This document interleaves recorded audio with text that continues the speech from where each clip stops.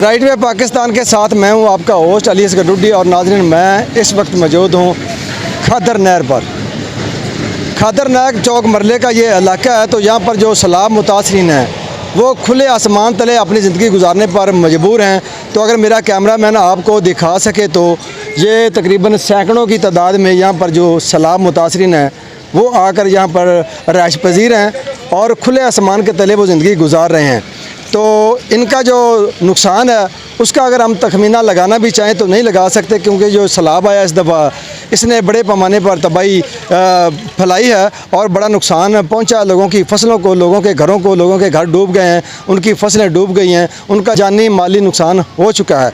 तो मेरे साथ इस वक्त सैलाब मुतासरीन मौजूद हैं। तो आएँ उनसे बातचीत करते हैं और जानने की कोशिश करते हैं कि इस वक्त तक कोई हुकूमती नुमाइंदा उनके पास पहुँचा है या नहीं पहुँचा, उन्हें किसी किस्म की कोई इमदाद हुकूमत की तरफ से दी जा रही है या फिर वो अपनी मदद आपके तहत खुले आसमान तले ज़िंदगी गुजारने पर मजबूर हैं। तो आइए चलते हैं और चल के उनके जो मसाइल हैं उनके बारे में उन्हीं की ज़ुबानी जानते हैं। अस्सलाम वालेकुम जी। वालेकुम सलाम। की नाम है जी ਤੁਹਾਡਾ? फरीद।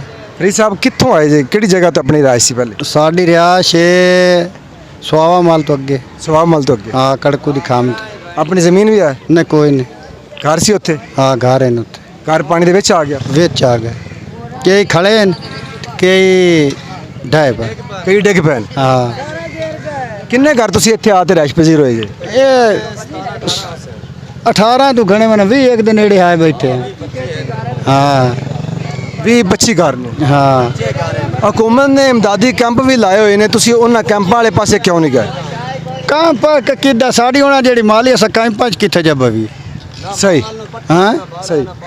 ना पानी ना कांजिया बाल इतने ने काबू पे आमदे तो कैंप च काबू इन्होंने किवें कर पैसा। कैंप छोटे ने? हाँ आ माल गेन वेख के कित्थों लाऊं। कैमरा जी मारे। हाँ हुकूमत की तरफों तुहानू कोई इमदाद दी कि हाले तक कोई नहीं? कोई नहीं किसी किस्म की? किसी किस्म की कोई नहीं दी। हुकूमत बड़े दावे कर रही भी सी, बड़ा कुछ दे रहे हैं, पट्ठे भी दे रहे हैं ते असी उस तो इलावा ना पट्ठा ना बड़ा तो आदि अखी नाल वेखदा जा आप छोरी पाट ते होना ही है। किसी किस्म की कोई इमदाद नहीं? कोई इमदाद दिखाई नहीं। कोई एसी डीसी तुहाडे कोल आया? इत्थे मेरे मैं आमदा आज आमदा पिया पानी दे विचों ते आ छोर बाकी दे लाते आ खड़े न हुण अद्धे मकान ढाए पे न देखण साडे विच एडा पानी दे डुब गए। हुण तू पिया न कैंपा चलो कैंपा सानू की देना बस सिर्फ आदि वीडियो बनाई ते जनाब गिया ना कि शायद देनी ते ना लेनी। नहीं साडा काम ते हुंदा ना, वेखो तुहाडी आवाज़ नूं आला जिहड़े अफसरान ने उन्हां तक पहुँचाना, ये साडी ड्यूटी दे विच शामिल है। अग्गू जिहड़ा अमल है वो तो या हुकूमती नुमाइंदियां ने करना बात करना ना तो वो करें भाई। तू जो पिया ना भाई कैंपा क्यों नहीं गए इतनी माली साड़ी केड़े कैंपा बनाई बनवाओ। ये असीं विखा रहे हैं ना, तुहाडी आवाज़ जिहड़ी पहुँचा रहे हैं उन्हां तक। जिहड़े लोग कहंदे ने भी ये लोग जान बुझ के नहीं आते कैंपां दे विच, उन्हां नूं वजह भी तां पता दसनी ना भी असीं क्यों नहीं जांदे उत्थे। क्यों नहीं जानने सही भाई इस मुसीबत दे मारे और सांता सा कैंपा की बह सकने। सही। हाँ सानू तो जदा तो बोर्ड आया अगला आया ताई भी होने वाला है तो ना कि सानू शायद किसे दी हुकूमत ना किसी जिम्मेदार सानू कैसा दी कोई काई शा नहीं। आ तेरे को टरंगियाँ बाहर पाओगे बड़े जो 12 से जिस बच्चा कितने लुका सा। जी नाज़रीन, तुसीं इत्थों दे रहायशियां दी गलबात सुनी। ये सैलाब मुतासरीन ने ते दरियाए सतलुज दे इलाके दे विच रहाइश पजीर सन। जदों पानी आया तो इन्हां दे घर जिहड़े ने पानी दे विच डुब गए ते ये खुले आसमान थल्ले इस टाइम ज़िंदगी गुजार रहे हैं। तो इन्हां दे कोले अगर मेरा कैमरामैन तुहानूं विखा सके तो काफ़ी जानवर भी ने, इन्हां दियां फसलां भी डुब गई, जिहड़ा पट्ठा पुट्ठा सी वो भी डुब गया। तो इस टाइम खादर नहर के किनारे जिंदगी गुजारन ते मजबूर ने ते बड़े परेशान ने। तो हुकूमत तो बड़े गिले ते बड़े शिकवे भी ने इन्हां दे। उन्हां दा कहना है कि साडे तक अजे तक किसी किस्म की कोई हुकूमती जिहड़ी इमदाद है वो नहीं पहुँची। हुकूमत सिर्फ दावे करन ते लगी हुई है कि असीं जिहड़े सैलाब मुतासरीन ने भी नहीं आया, गवर्नमेंट का हुकूमत का सरकार का कुछ भी नहीं आया हाली। सानू तो 8-7 दिन हो गए बच्चे लेते बैठे नूं। 8-7 दिन हो गए? हाँ जी 8-7 दिन हो गए, कोई गवर्नमेंट का नहीं चाली आया।